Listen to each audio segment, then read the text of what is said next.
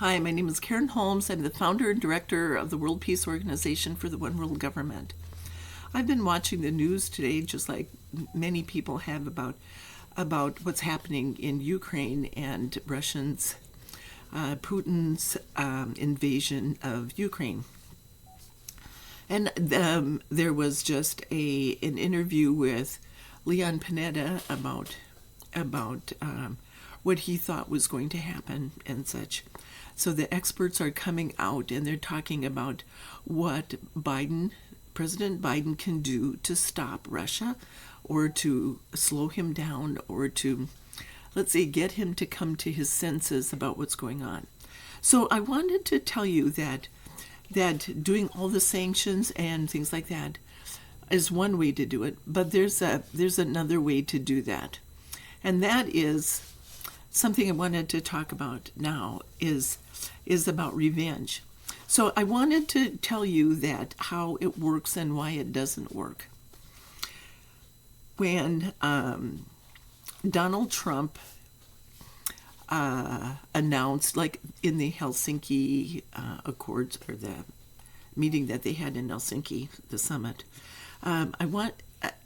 we all heard him say that it was basically admiring Vladimir Putin. He's strong, he's savvy, he's got all these great ideas about how he's going to do this. And didn't you just get the idea that Donald Trump was thinking about what he could do to follow along with what Putin's plan is, that he could do it down at the southern border in the United States?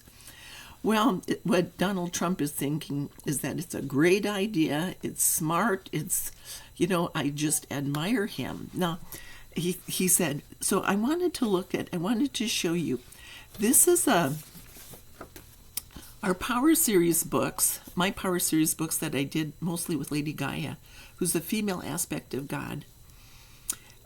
Basically came to me and told me about revenge. She said in the Bible, "Revenge is mine, saith the Lord." She's the female aspect of God. So she's kind of my expert on this, and I'm just telling you what's in the books that I channeled with her. Okay, the first book is about power, where it comes from, and where does true power come from. Okay, so that the whole set is about. The first 6 books are mini books. They're just maybe 10 pages at the most, or so. Then there's a trade book that is the application. These are the first 6 principles, and then the application of the principles, and then the planning steps that go along with it, so that you can walk. It's called Walking the Rainbow. Okay, so you're creating the life you want. The first book of the technology series. So I'm let's say, well, I'll go into that later. My focus is on creativity, but I'm also the overview idea into technology too. So my job is to teach my students.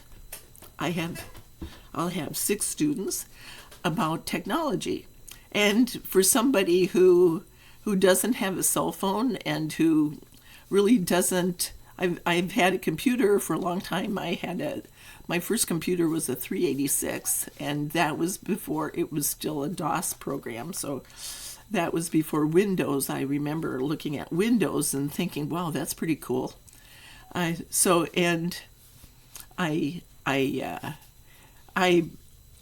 basically am still trying to figure out. I do HTML4, so.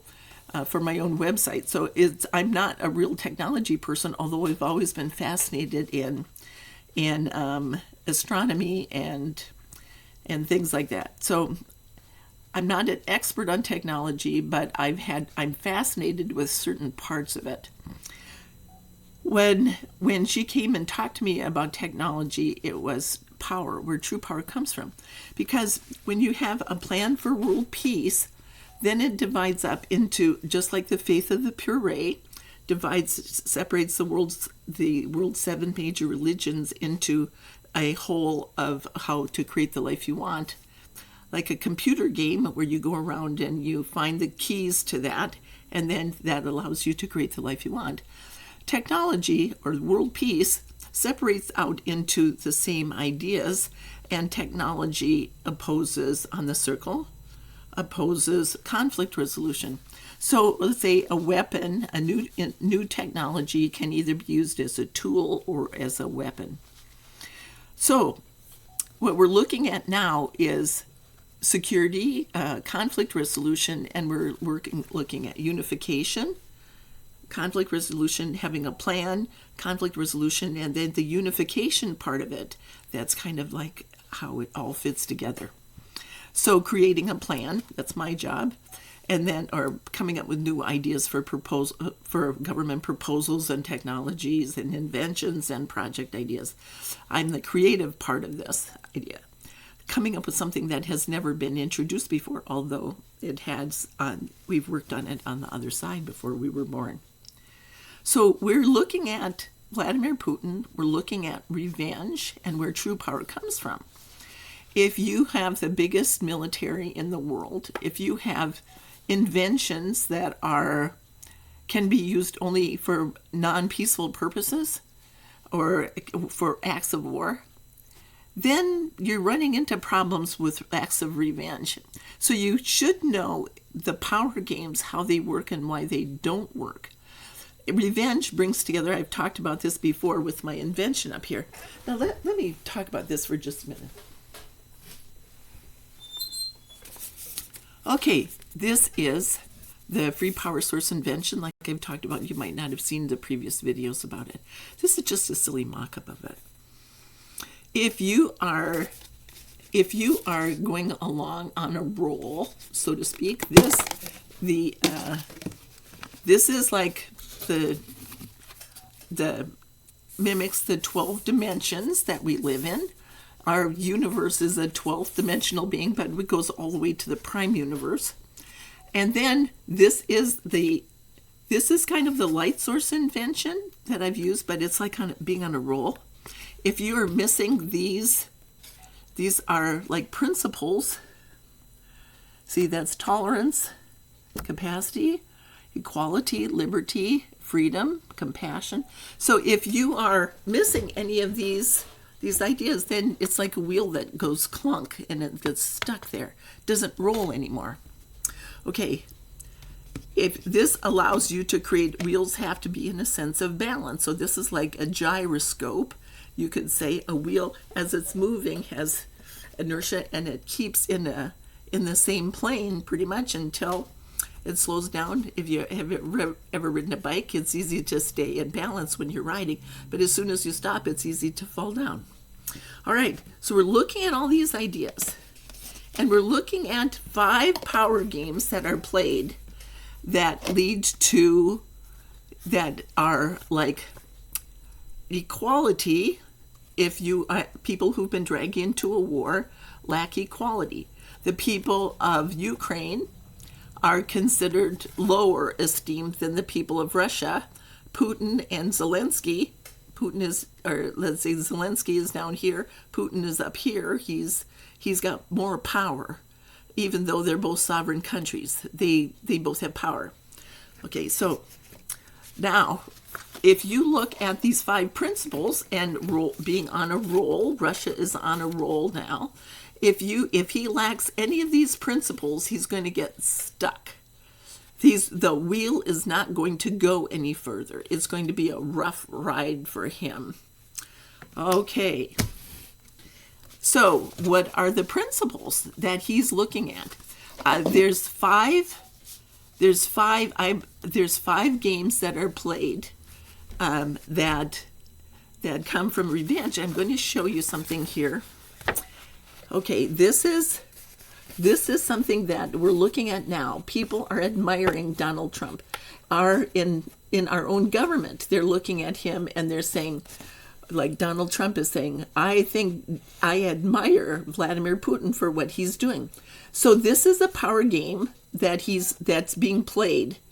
This goes along with one of the books, the book that is genocide. If you admire somebody like Donald Trump admires Vladimir Putin, you deny your own capacity. he has an issue related to capacity. So this pentacle of power has to do with each of the 5 power games. This is the game of pride. This is the game of envy. This is the game of greed. This is the game of lust. And this is the game of anger. And then that. So this person, the person who plays the war, brings in somebody who functions lack of capacity. So Vladimir Putin, if he's playing the game of war now, he demands respect. And there's no equality there. Then that's bringing in the people who believe they lack their capacity. Okay, so Donald Trump is the person who admires Vladimir Putin. He lacks his capacity. He's a man who has no prior government experience. He tried to run the government like a business, and he ran into problem with norms. He was functioning. He keeps on running into one trouble after another. So he looks at Putin. He says, "Look at that man. I admire that man because he has ideas that I could have used when I was in office." Okay, well, him. So he admires them. That is a sign of what he's doing is he's creating a sense of judgment of black and white. When you admire someone, you put that person on a pedestal. So Trump is putting him on a pedestal, and he's comparing other people to him, and none of the people can compare. It becomes a sense of judgment, black and white. And all of our government proposals for the first year got the country into crisis because of a sense of judgment. The Iraq War was a sense of judgment against Saddam Hussein because George W. Bush admired his own father, and who basically started the Gulf War, and that led to the Iraq War. And that led to the coalition countries coming in for government proposals, and then that led to the game of lust, which led to ISIS. That was what the man who started ISIS plays this game over here, lust, and then that justified Al-Qaeda coming in, and then that justified George Herbert Walker Bush. He said, okay, we've got Al-Qaeda, we've got people here who are terrorist organizations, and we've got to stop them. So we're going to do surges, and we're going to do all this stuff, and we're going to get rid of those terrorists, those nasty guys. Well, the root cause of terrorism is people are denied a voice, and that all you have to do is give them a voice, and then terrorism goes away.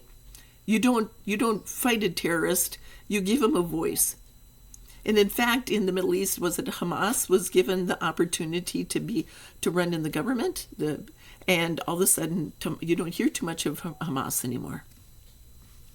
Okay, so then what happens? But what's important is, well, then over here, so if Putin is playing the game of war, meaning he's doing this he believes he lacks respect. This one lacks capacity. This one lacks respect. And he thinks that by getting revenge, he is going to get a combination of his goal, his ultimate goal. He thinks this is an ends to a means to an end. And what he wants is a combination between capacity and a voice. Capacity and a voice. He believes that that's how he's going to get it. So each one of these is like a means to an end, but nobody's in agreement with it. So you could look at Vladimir Putin right now, and you could say if he's getting revenge, nobody's in agreement with what he's doing. Not even him. And the reason for it is that this is not a tool that you can use to create the life you want. Lady Gaia and I Am That I Am are creative and nurturing. So if you are getting revenge, vengeance is mine, saith the Lord. What happens is you're outside the universe. You're not standing on universal law. You are standing on power games, and you're thinking that what you're going to do is going to help. And it doesn't, because nobody's in agreement with that to happen. So what happens is if you play this game, it's like this. It's like, let's say, who do you admire? Let's say Putin is here and Trump is here. And Putin is saying to him, they're talking. This is like a conversation between Putin and Trump. And then what they're doing is there's a book that goes with this that explains what happens between Putin and Trump. So this is what's the first game like this. It's all 5 of the games are like this. They are who do you trust? Who do you admire? And then this one is who is your friend? So let's say this, is Putin Donald Trump's friend? So we're looking at different power games going on here. Now, going back to this, who do you admire? Okay, where does true power come from? Does it come from getting revenge? No, it isn't, because this is, let's say if you put these people into 5 people who are playing the games of revenge, like I said, George Bush, or George Herbert Walker Bush, George W. Bush, the coalition countries, the man who started ISIS, and who's basically he's much of a threat now as Vladimir Putin, and then the Al-Qaeda. Okay, so if you have all of these people here, and that justifies the war, where this is the war on terror. If you look at that, he undermined that. He undermined this. This one undermines this. This one undermines this. This one undermines this one. This one undermines here. So the coalition countries never got the promises that George W. Bush offered him. Never got the gift, so to speak, that he was offered to participate in this. The lucrative contracts, nobody got what they wanted because nobody was in agreement for them to happen. And then that George Herbert Walker Bush didn't get what he wanted, which was his son, both sons, to become president of the United States. He died without Jeb Bush becoming president. Okay, and he did run, but just after he lost, George Herbert Walker Bush died. So if this doesn't work, there's more to this too, because if you're playing this game, you can recognize where this is because if you're coming from capacity or you're playing this game here, this is where these 2 people play the grand lie. George W. Bush told the grand lie, and ISIS is telling the grand lie too. So these 2 people lie. Now, if you are, let's say this is 5 people standing in a round tower, and there's a light over their heads, and the light goes out like this, but it stops. It doesn't go all the way. So it goes to here, and then it just kind of, it's like a spotlight, 5 spotlights, and the people are standing underneath it, each of the spotlight. And then the light doesn't reach all the way to the far end because nobody's there. There isn't anybody there. Now, if you have a 5-pointed star, that's a pentacle. This is the picture of a pentacle right here. And that is also a sign of, in the tarot cards, that's a sign of money. Okay, but so maybe that's where they got the idea of money as the root of all evil because of revenge. But if you take if you take the same tower and you put 12 points of light on it, basically this becomes a win-win agreement. Okay, so who do you admire? Okay, how about if you, instead of admiring somebody, you don't admire anybody, because what you do is you make win-win agreements with somebody else. Okay, you're willing to make a win-win agreement with me? All right, I like that idea. Win-win agreements build trust. This destroys trust. Who do you trust? This destroys trust. This builds trust. What you have right here is both people start out at the end, and one goes forward like this, and that allows the other person to go forward. And then this one goes forward, and that allows this one to go forward. So it's like, I'll give you an example. How about George and Martha Washington? They had a win-win agreement like this. He wanted a woman who was wealthy to be his wife, And then she wanted a man who was handsome. I wrote a book with them called Your List of Criteria, and they talk about this in the book. If you want to find more about it, that's okay. But at this point in time, what they did was he wanted a woman who was wealthy. She wanted a man who was handsome. And she had money and power, and he was handsome. He was dashing. He was a fine figure of a man, a good catch. But he didn't have the money. But so what happened was she could provide, she was able to provide, their friends brought them together, and then she was able to provide the environment that allowed him to entertain. She allowed him to do that. The opportunity, they had their friends, they could come together, they could talk, they could do things. He had his experience, and he was handsome and dashing. So what he did was he provided that for her, and then so they entertained, but then they were able to become the first president of the United States and his wife, the first lady. They were able to take what they had. He was able to allow her to entertain on a higher level too, because it wasn't just their friends and the people who could allow them to support this idea. It was that he could provide that, and then she was the person who was attractive and had experience being a good hostess. So they made the perfect couple for this. They supported each other on that idea. And that is how a win-win agreement works. But win-win agreements build trust and set the stage for future agreements. You have to know what you have before you can create that. You have to know what your talents and gifts are. You have to know what you want. You have to be able to find the person that fits in. It's not that you find the person and then you force them to go along with your agenda. It's that they're already working on that. And then when they come together, it's like, I know the person that you need. It's the person who is already creating their life. And then that allows everybody to move forward onto the higher level. Who do you admire?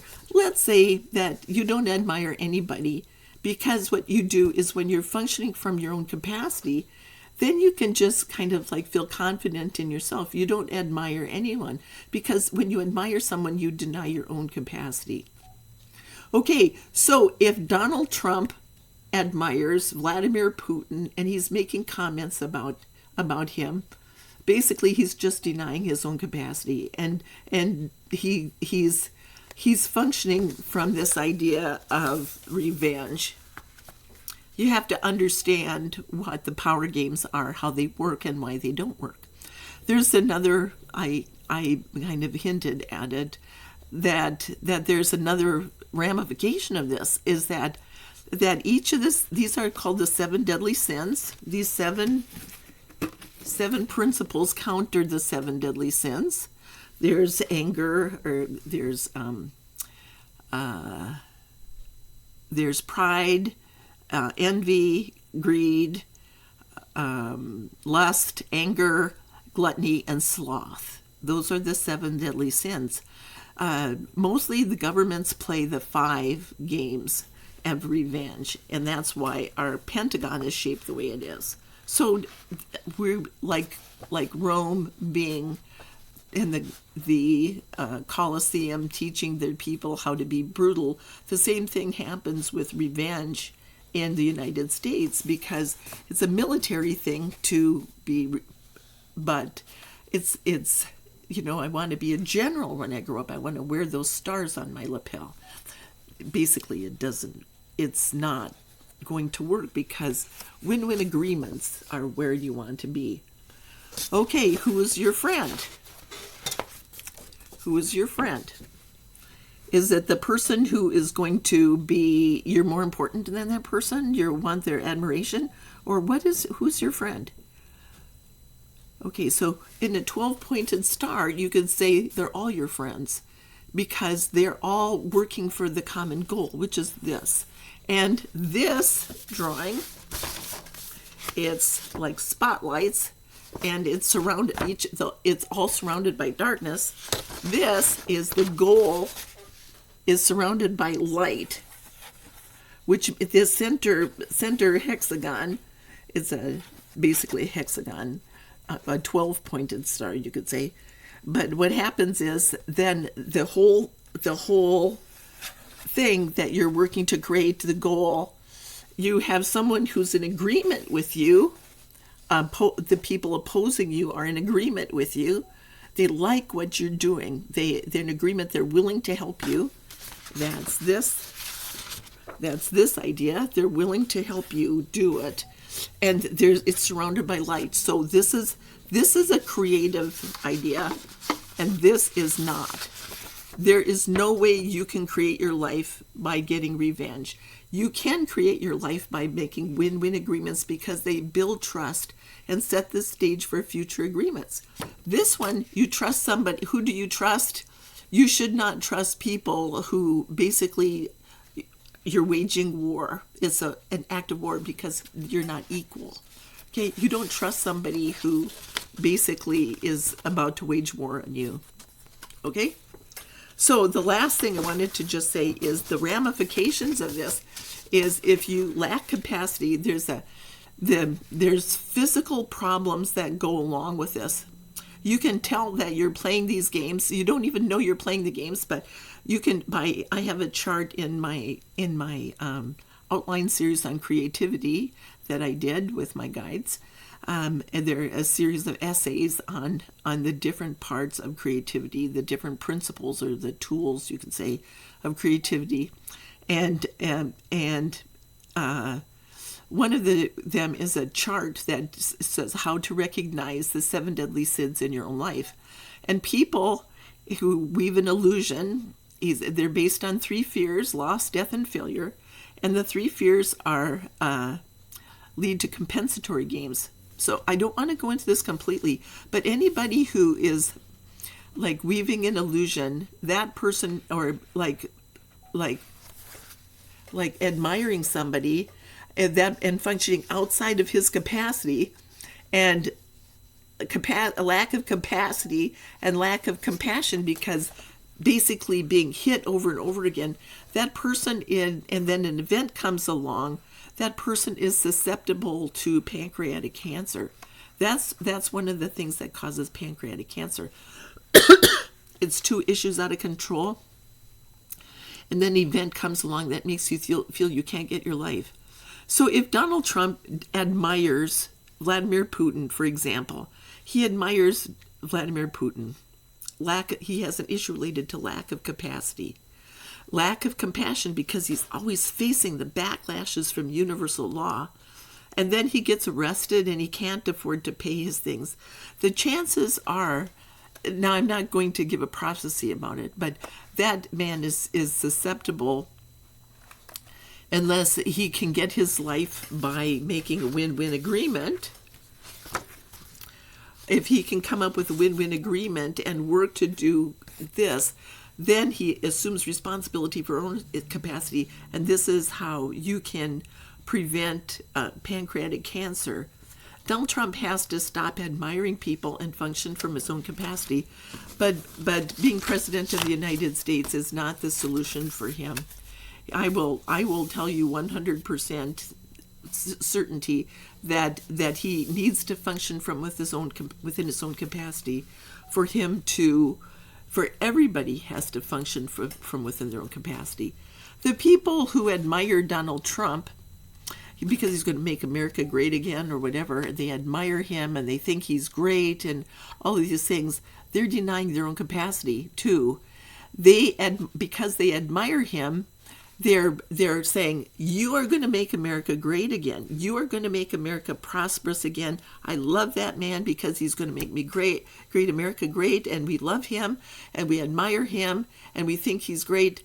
They're denying their own capacity. The backbone of any economy is small business, and instead of relying on Donald Trump to make America great again or prosperous again because they're focused on money and power, they would be better off to go home and start small businesses And if Donald Trump does become president again by making a win-win agreement, not with Melania or whatever, I'm not saying that, but I'm not saying Melania and Donald Trump are like this, but they could be. I don't know them. But I'm saying that, like George Washington, okay, the best thing to do is to find a win-win agreement, and that might be the vice president, a new vice president, okay? And I'm not suggesting he run for office again, because I think that he's got too many problems that he's going to have to unravel before he can do anything like that, even think about it. So Vladimir Putin, if he is waging war, he's doing it because he lacks respect, and he's doing it because he wants nobody's in agreement with him doing it. Nobody is in agreement with Vladimir Putin waging war. Who do you trust? I have one like this that says, who do you trust on it? But the reason he's doing it is he's playing this game here, the game of pride, and here. Now, if he's lying and he's weaving an illusion, then he's probably either perpetrating a genocide, or he's perpetrating he's a slaver, and he's a slavery. This game leads to slavery, and it leads to human rights violations. And basically that might be he's a sociopath then, basically. Okay? So we're looking at somebody who's doing it because he wants a voice and abundance. And considering that he's got a voice and he's got abundance, there's a good chance that he's like a sociopath who basically is facing the same crisis, because what he fears is intimacy, and he believes that by getting revenge, like on Obama and on Joe Biden and Hillary Clinton and all those people, they have something in common with the people like Fox News and Donald Trump and the supporters. They're trying to put them down. They're trying to get revenge on them. But nobody's in agreement with them for playing those games. Nobody's in agreement with that. So what I recommend, instead of putting sanctions on, I recommend that the U.S. government and all those other governments support the creation of the international government and the idea of a 12-pointed star, and start making win-win agreements, because win-win agreements build trust and set the stage for future agreements. We'll go into that in greater depth some other time. Just wanted to kind of let you know that they're undermining each other by playing these games. The people who bring them in are undermining the games. Okay? All right. I ask that you like, share, and subscribe. Most of all, share, because this information is important. Thank you.